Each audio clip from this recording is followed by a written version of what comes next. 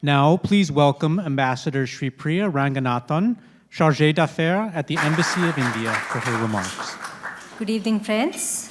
It's a great pleasure to see so many friends and very distinguished friends at that in the audience. Beginning with, of course, my dear friend Mukesh, the others from the USISPF, John Chambers. I see PDNSA John Finer there. Advisor Neera Tandon. Others from the audience, so many people who are good friends, and I'm just so pleased to be here. Congratulations, first of all, to the USISPF team for bringing this amazingly energetic audience together. And I think this turnout today really is a demonstration of just how hard the Chamber has worked and how much its work is valued across communities in India as well as in the US. Just been hearing from many friends here in DC that this has been an astonishingly hot June in the city. And I must say that this is very, very balmy in comparison to what we are dealing with in India right now. Temperatures have been above 110 degrees Fahrenheit, and it went up to about 122 on one fine day in Delhi. And it was in the middle of that heat that we went through what has been noted by some of the speakers before me as the world's largest democratic exercise. The Indian elections were conducted across many phases. 650 million people came out to vote out of an eligible 940 million.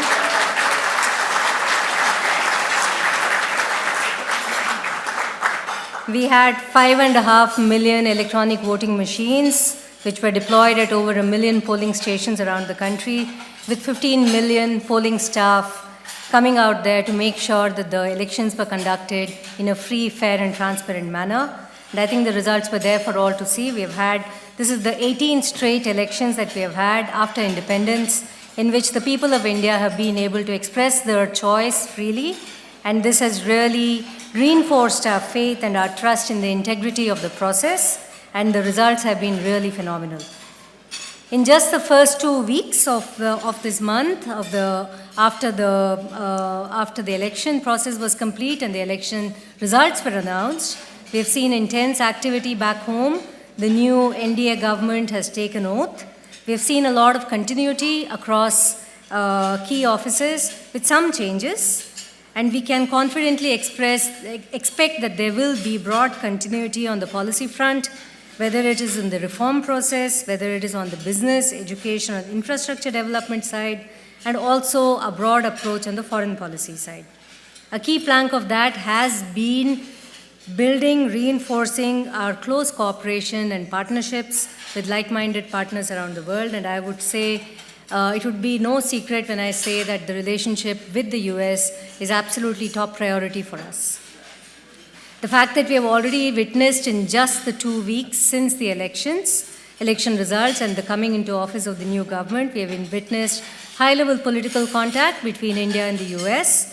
Prime Minister Modi and President Biden met on the margins of the G7. APNSA Sullivan is in Delhi right now for discussions with the Indian leadership. And I'm very certain that the embassy is going to be very busy in the coming weeks, as we are going to see a lot of activity and a lot of exchanges between India and the US. I just want to take a cue from what the chairman of the USISPF has said a short while ago, and that was to say that I think most of us in the room here would be aware of just how far the India-US relationship has traveled. Just a few decades ago, much of our time was spent in managing this relationship, managing in a good way as well as in a not so good way. Today, I would say that we have reached the stage of actively seeking each other out. When we are confronted with challenges, when we are confronted with difficulties, we try and see how we can use the power of the India-US relationship to really tackle these challenges and find the best possible way forward. And if I look at any sector of our relationship, whether it is defense, whether it is space, whether it is semiconductors, whether it is supply chains, energy, education, health. The nature of the conversation is such that I feel that we are intrinsically now coming to understand just how much we can contribute to national security in each of these fronts to each other. And by doing so, how we can contribute to global security and global stability. The sights of India remain very firmly on our goal of Viksit Bharat, that is becoming a developed nation by 2047, which is the year that the nation will turn 100. In my opinion, a key contributor to the realization of this vision will be the partnership that we are able to sustain and reinforce with the United States of America.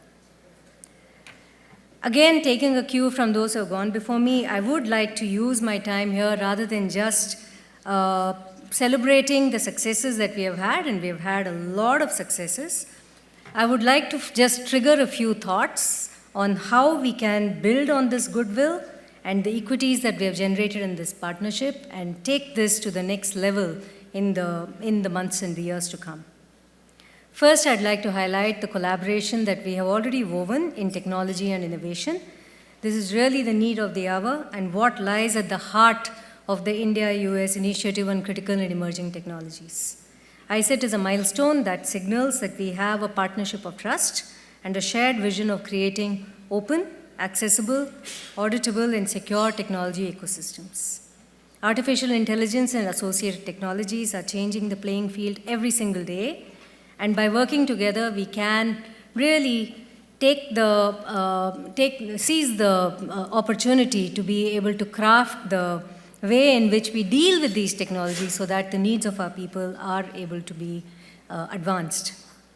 Initiatives like IndusX, which seek to foster collaboration, can be usefully replicated across any number of other verticals. The second aspect pertains to our private enterprises. What both governments have been advocating, exactly what the US ISPF has also been trying to do. We need to have our companies working closely on the very areas that we have prioritized, and that will determine our success in the coming century. In fields like defense, space, communications, biotech, our companies must see in each other the partners of first choice. We have had some great advances, some great successes that we have been able to celebrate, whether it is the GE HAL 414 deal, whether it is the investments by First Solar in India, by VSK Energy in the USA. But I think we need to get more of our companies to be moving forward and expanding the envelope more and more and more. Thirdly, leveraging our respective strengths in digital public infrastructure. This has become a formidable force today, and the rollout in India has demonstrated its incredible power, the power for rapid financial inclusion, for service delivery and instant payments, in other words, technology for governance, for community service, and for markets. By working together, we believe that India and the US can offer attractive digital platforms to friends across the globe. One final point before I close. India and the US can and must work together to craft common rules for the road, for the pressing issues of the day, and set a common global agenda with our commitment to a rules-based world order. Friends, the potential of the India-US partnership is truly limitless, and I have absolutely no doubt that each and every one present in this room today will be active partners in our quest to tap into this potential so that we are really able to lift this relationship to the level that it ought to be at. Thank you so much.